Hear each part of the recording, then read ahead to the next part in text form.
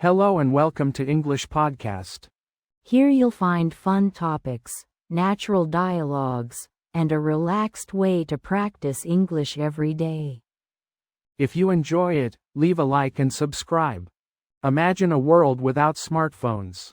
Hard, right? Well, our story takes place in just such a world, not in the distant past, but in a quirky little town called Appleton where, for one day a year, everyone voluntarily gives up their phones. It's called Unplug Day, and it's a tradition everyone takes very seriously. Appleton is nestled beside a serene lake, surrounded by rolling hills, a picture of tranquility especially on Unplugged Day. It's almost ironic, isn't it? In a world hyper-connected, this town chooses to disconnect. Appleton is known for its close-knit community. People actually talk to each other face to face, a real novelty these days. Imagine strolling down Main Street, and instead of faces glued to screens, you see smiles and hear laughter. It's like stepping back in time, but in a good way. Our story follows a young woman named Amelia. She's a writer, very attached to her phone, constantly scrolling, always online. Doomscrolling, some might say, always checking for the latest updates and news. She's visiting her grandmother in Appleton for Unplugged Day, not entirely by choice, let's just say that. Amelia isn't thrilled about it. She sees it as a punishment, a digital detox forced upon her. Unplugged is not a word in her vocabulary, usually. She relies on her phone for everything: communication, entertainment, inspiration, even her morning alarm. The thought of 24 hours without it fills her with a sense of dread, a feeling of being lost at sea. Think separation anxiety, but for your phone. The morning of Unplugged Day arrives. A thick fog hangs over the lake, giving the town an almost mystical feel. Amelia wakes up, not to the shrill ring of her phone alarm, but to the gentle chirping of birds outside her window. She reaches for her phone instinctively, a phantom limb sensation. Nothing. It's in a small wooden box on the nightstand, along with her grandmother's old rotary phone. She sighs, already feeling the withdrawal symptoms kicking in. Downstairs, her grandmother, a woman of simple pleasures, is humming cheerfully while preparing breakfast. The aroma of freshly baked bread and brewing coffee fills the air. There's no blaring TV, no constant notifications, just the quiet crackling of the fire in the hearth. This is the kind of quiet that Amelia usually avoids, the kind that makes her restless. It's almost deafening in its tranquility. So, continuing our story. Amelia woke up, disoriented. No familiar buzzing of her phone. Just silence. She reached for it instinctively, her hand finding only the smooth, empty surface of her nightstand. That's when she remembered the challenge. 24 hours without her phone. She felt a strange mix of anxiety and freedom. Anxiety, that's that feeling of worry, right? And freedom is the opposite, the feeling of being free, unrestricted. Exactly. She got out of bed and went to the window. Usually, the first thing she'd do is check social media. But today, the view captured her full attention. The golden sunlight filtering through the leaves, the birds singing, it was as if she was seeing it for the first time. It's amazing how much we miss when we're glued to our screens. Think about it, learners. How much of the world around you do you miss because you're looking at your phone? Good point. Now, usually, Amelia would text her friend, Chloe, before breakfast. But today, she couldn't. So, what did she do? She decided to walk to Chloe's house, a thought that wouldn't have even occurred to her on a normal day. So, Amelia started her walk. And as she walked, another unusual thing happened. She started to observe her surroundings. The smell of freshly baked bread from a nearby bakery, the colorful flowers blooming in a neighbor's garden. All things she usually rushed past, lost in her digital world. Observe means to notice things carefully, to pay attention. As she walked, her mind began to wander. Not checking emails or messages meant her thoughts were free to explore. She started thinking about a painting she wanted to start, a project she'd been putting off. This mental freedom was exhilarating. It made her feel excited and alive. That's what exhilarating means. She reached Chloe's house, a little out of breath. Chloe was surprised to see her at the door. "Amelia, what are you doing here?" she asked, her voice full of genuine surprise. "No text, no call, just Amelia." Amelia explained the phone-free challenge. Chloe laughed, then confessed she'd be terrified to try it herself. She invited Amelia in for breakfast. They chatted face to face, without the distraction of notifications. Confessed means admitted something, often something a little embarrassing or difficult. And as they talked, Amelia realized something. The conversation felt different, deeper somehow. They were truly present, fully engaged with each other in a way that text messages never allowed. It made her appreciate the power of real-life connection. So, to recap, our character, Amelia, has decided to spend a whole day without her phone. It's a real challenge for her because she's usually glued to it. Glued to it means she's always using it. She's already feeling a little anxious, a bit like she's missing something. Exactly. And remember, this isn't a punishment. She chose to do this as an experiment. She wants to see how it affects her interactions, her conversations and connections with people, and how it changes her thoughts. She's hoping to feel more present, more in the moment. Right. She's realized how much time she spends scrolling through social media, and she wants to break free from that habit, at least for a day. She wants to be more mindful, more aware of her surroundings. Now, she's on her way to work, usually a time when she'd be catching up on emails or listening to a podcast on her phone. But today, she's just observing the world around her. She's noticing things she never noticed before. Like the little bakery she passes every day but has never really looked at. The smell of fresh bread wafts out. Wafts means it floats gently and she realizes she's actually hungry. She decides to go in.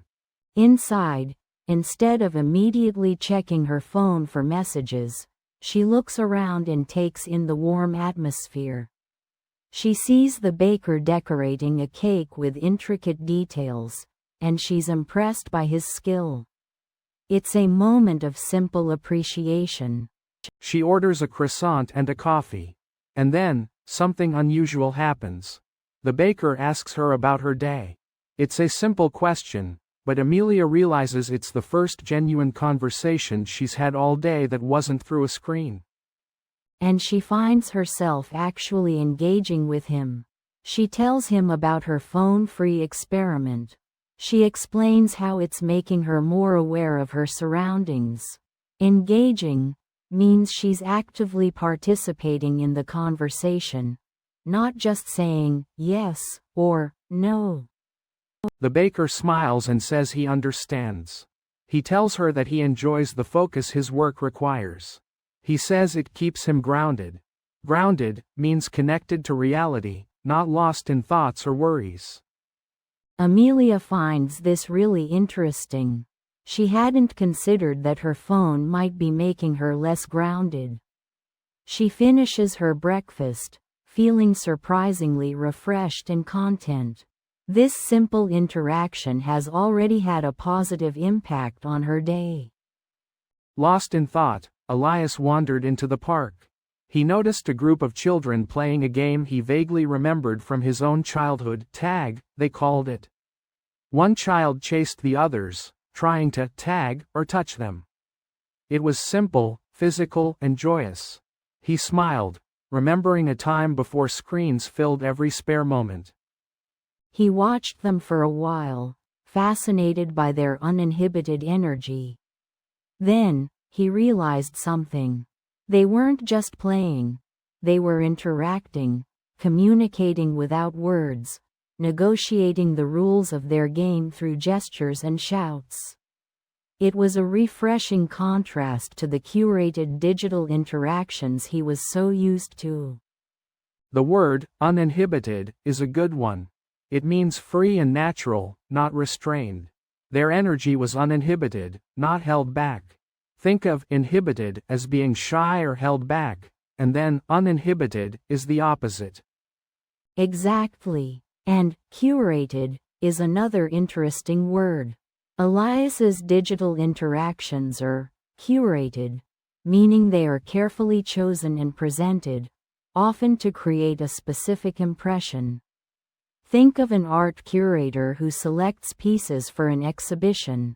Social media feeds are often curated, showing only the best parts of someone's life. He sat down on a park bench, observing the scene. He began to appreciate the quiet hum of the real world. Birds chirped, leaves rustled, and children shrieked with laughter. These were the sounds he'd been missing, drowned out by the constant pings and notifications of his phone. He realized how much he relied on his device to fill the silence, to distract him from his own thoughts. Now, without it, those thoughts were surfacing, some pleasant, some unsettling. The phrase, drowned out, is quite descriptive. It paints a picture of the natural sounds being overwhelmed, covered up by the louder noises of the phone. Imagine being at a concert, and the music completely drowns out any conversations around you. Yes, and it's often used metaphorically too, like important news being drowned out by other less significant stories. The quiet hum he's now experiencing that describes the gentle, continuous background noise. It's not silent, but it's peaceful, and it creates a calming atmosphere. And unsettling. That's a good word to describe those thoughts that make you feel a little anxious or uncomfortable, a bit uneasy. Perhaps the silence was forcing Elias to confront things he normally avoided. Okay, let's recap the story so far. Remember, recap means to summarize. So, Mark, overwhelmed by his phone, decided to try a whole day without it. He felt anxious at first, like he was missing something vital. Vital means essential or extremely important. He kept reaching for his phone out of habit, automatically, without thinking. He realized how dependent he'd become. He even missed the annoying notifications. That's ironic, isn't it? Ironic means the opposite of what you expect. Exactly. He went for a walk in the park, and without his phone to distract him, he actually noticed the beauty around him. He observed the details, the birds singing, the sunlight filtering through the leaves, things he usually missed. He had a real conversation with a woman selling flowers, and he found it genuinely enjoyable. Genuinely means truly or sincerely. He even helped a lost child find her mother, connecting with people in a way he hadn't in a long time. He then had lunch with his family, and this time, he was fully present. He wasn't checking messages or scrolling through social media. He listened to his children's stories and engaged in meaningful conversations with his wife. He rediscovered the joy of simple things, like playing board games with his kids and having a deep, uninterrupted talk with his wife. Uninterrupted means without any breaks or disturbances. It was a real turning point for him. At work, he found he was more focused and productive. He wasn't constantly switching between tasks or getting sidetracked by notifications. Productive means achieving a lot or getting a lot of work done. And finally, at the end of the day, Although he turned his phone back on, his perspective had completely changed. He realized the importance of disconnecting sometimes to truly connect with the world and the people around him.